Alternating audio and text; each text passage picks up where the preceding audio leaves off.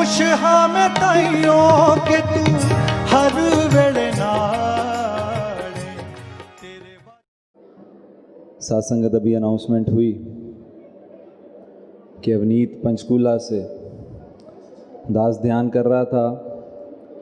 कहीं जाते हैं तो अनाउंस कर दिया जाता है अवनीत चंडीगढ़ से, कभी कहते हैं अवनीत नोएडा से, चंडीगढ़ वापस जाओ तो कहते हैं अवनीत दिल्ली से। बख्शिश करो ऐसे कर्म बन जाएं कि अनाउंस हो तो यही हो कि इनका अवनीत बख्शिश करेगा और कुछ भी ना हो, इनके बन पाए। सासंगत अभी बाबा जी की कृपा से मौका मिला एक टेलीविज़न शो में जाने का, वो शो पूरा करने का। निरंकार की ब्लेसिंग से बहुत सी उपलब्धियां भी मिली। साथ ही साथ सासंगत एक चीज़ जानने को मिली इस शो के दौरान कि कई चीज़ें होती थी, कई टास्क्स होते थे जो हमें करने होते थे। लगता था मैं नहीं कर पाऊँगा, हिम्मत नहीं है, सिमरन कर देते थे। याद आता था कि इंस्ट्रक्शंस मिली हैं कि आपको करना है, आप ना नहीं कर सकते, और वो हो जाता था। यानी मेरी कैपेसिटी, मेरी कैपेबिलिटीज़ मैं नहीं जानता था, शो के दौरान मुझे पता चली। ध्यान आया कि इस मुख से भी जब कमांडमेंट्स निकलती हैं, आदेश निकलते हैं, मुझे लगता है मैं नहीं कर पाऊँगा, मुश्किल है, बाबा जी आसान नहीं है, मैं कैसे करूं। लेकिन जब कर जाता हूं तो पता चलता है कि मेरी कैपेसिटी का, मेरी कैपेबिलिटीज़ का मुझसे ज़्यादा इन्हें पता है। अगर इन्होंने कहा है तो हो सकती है। सासंगत वो एक जोक है, दास को याद आ गया, जग्गा जी अक्सर शेयर कराया करते थे। कहते एक बार एक इंसान एक डॉक्टर के पास गया, जाके कहता है डॉक्टर साहब मेरे को बहुत अजीब बीमारी हो गई है, इसका इलाज बताइए, मैं बहुत परेशान हूँ। डॉक्टर ने कहा अच्छा कोई बात नहीं, बताओ। कहते डॉक्टर साहब मुझे सपने आते हैं। डॉक्टर साहब कहने लगे सबको सपने आते हैं, इसमें अजीब क्या है। नहीं डॉक्टर साहब मुझे बहुत अजीब अजीब सपने आते हैं जो आम इंसान को नहीं आते। अच्छा क्या सपने आते हैं। कह रहे डॉक्टर साहब मेरे सपनों में चूहे फुटबॉल खेलते हैं। डॉक्टर भी कहने लगा अरे बड़े अजीब सपना है, इंसान फुटबॉल खेलते तो समझ सकते थे, चूहे फुटबॉल खेलते हैं। कह रहे हाँ डॉक्टर साहब दवाई दीजिए। डॉक्टर ने कहा कोई बात नहीं, इलाज हो जाएगा, दवाई मैं लिख देता हूँ, आप खा लेना। तो कहने लगा डॉक्टर साहब मैं कल से दवाई ले लूँ। डॉक्टर ने कहा कल से क्यों लेते हो, आज रात से दवाई ले लो, जितनी जल्दी समाधान हो जाए बीमारी का उतना अच्छा है। कहता नहीं डॉक्टर साहब अगर सुबह से ले लूँ तो। डॉक्टर कहने लगा कि कारण क्या है, कारण तो बताओ। कहता डॉक्टर साहब एक्चुअली आज ना फाइनल मैच है, तो मैच मैं मिस नहीं करना चाहता। सात्संगत ध्यान आया कि मेरे जीवन में भी ये वैर ईर्ष्या क्रोध के चूहे फुटबॉल ही खेल रहे हैं। ये दवाई दे रहे हैं, मैं कहता हूँ मैं कल ले लूँगा, मैं आज नहीं लूँगा। मैं अंजाम देख लूँ, मैं रिज़ल्ट देख लूँ। किसी से ऊंचा बोल पड़ा, लड़ दिया, मैं उसका रिज़ल्ट देखना चाहता हूँ, मैं उसका अंजाम देखना चाहता हूँ।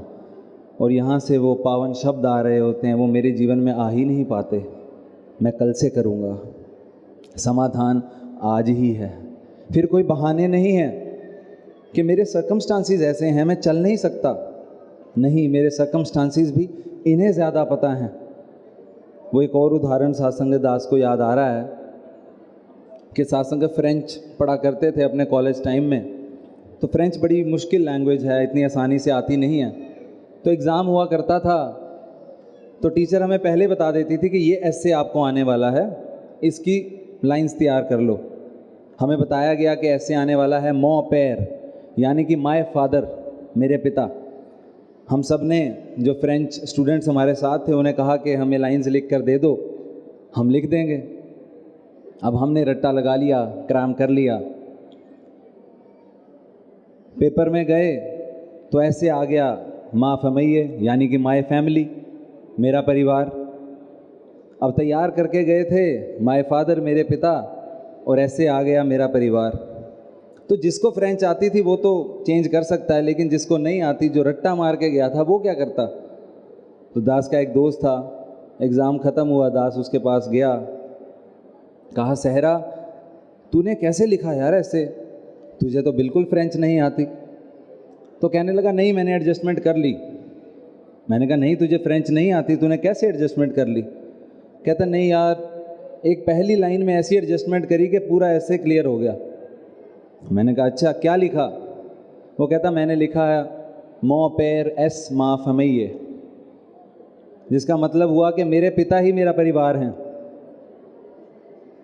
पिता का परिवार बता दिया और पूरा ऐसे परिवार के ऊपर, पिता के ऊपर लिखाया। यानी जो करना चाहता है कर लेता है। उसे डर था कि अगर मैं सही नहीं लिखूंगा तो टीचर मेरे मार्क्स काट लेगा। यहाँ टीचर मार्क्स नहीं काटता, डर ही नहीं है। आओ साथ संगत ये डर बना पाएँ, ये बातें कहनी छोड़ दें कि मेरे सर्कमस्टांसिस ऐसे हैं, मैं नहीं कर पाऊँगा। जैसे कि वो शेर अक्सर कहा जाता है कि खुशियाँ लुटा कर देखो खुशियाँ ही पाओगे। नुस्खा ये खुशी बढ़ाने के लिए है, जो काम करना है शौक़ अब कर ही डालिए। करूँगा सोचूंगा ये सब बहाने के लिए है, कि मैं कर जाऊँगा ये तो सब बहाने हैं। आओ साथ संगत यही अरदास करें कि हुजूर आपके जो पावन शब्द आते हैं, जो कमांडमेंट्स हम सब के लिए आ रहे हैं, आओ हम उनको ग्रहण कर पाएँ, बहाने ना दें। क्योंकि मुझसे ज़्यादा ये जानते हैं, मेरी सोच बहुत लिमिटेड है, सीमित है, इनकी सोच बहुत आगे है। उस सोच तक मैं नहीं पहुंच सकता। मैं प्रयास भी ना करूं कि मैं समझ जाऊंगा कि बाबा जी ने बात कही तो किस भाव से कही, नहीं मैं नहीं समझ सकता। मैं सिर्फ ग्रहण करूं, और जब ग्रहण करेंगे तब पता चलेगा कि मेरे में कितनी कैपेसिटी है, मैं कितना कुछ कर सकता हूं। सासंगत कुछ भी गलत कह दिया हो, किसी के दिल को ठेस पहुंचाई हो तो बच्चा समझ के माफ़ करना, और यही आशीर्वाद दास को भी देना, और आप सब की तरफ से भी हुजूर के चरणों में यही आशा, यही कामना है। साथ संगत जी प्यार से कहना धन निरंकार। प्यार से कहना धन निरंकार जी। महापुरुषों जी आप जी के चरणों में विनती है, साईं निरंकारी चैनल को सब्सक्राइब जरूर करें और साथ में बेल आइकन को दबाएं ताकि आपको हर वीडियो की नोटिफिकेशन